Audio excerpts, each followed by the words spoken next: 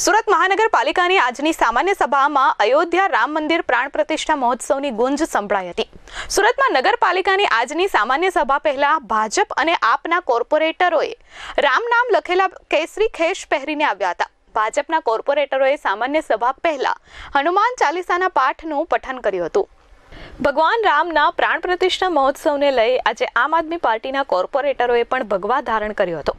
આપના કોર્પોરેટરોએ કેસરી જબ્બો અને મહિલા કોર્પોરેટરોએ કેસરી રંગની સાડી પહેરી ભગવાન રામના લખેલા ખેસ પહેરીને આવ્યા હતા। 22 જાન્યુઆરી 2024ના દિવસે અયોધ્યાના રામ મંદિર પ્રાણ પ્રતિષ્ઠા મહોત્સવની ઉજવણી સુરત મહાનગરપાલિકાની સામાન્ય સભા સુધી પહોંચી ગઈ હતી। સામાન્ય સભાના અધ્યક્ષ મેયર દક્ષેશ માવાણીએ અધ્યક્ષ સ્થાનેથી રામ મંદિર પ્રાણ પ્રતિષ્ઠા મહોત્સવને અભિનંદન આપતી દરખાસ્ત રજૂ કરી હતી।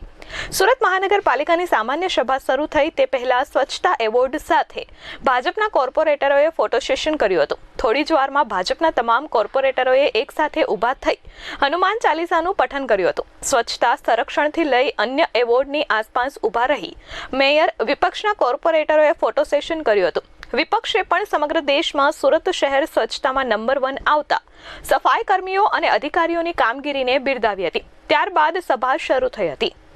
Bureau report S24 news Surat.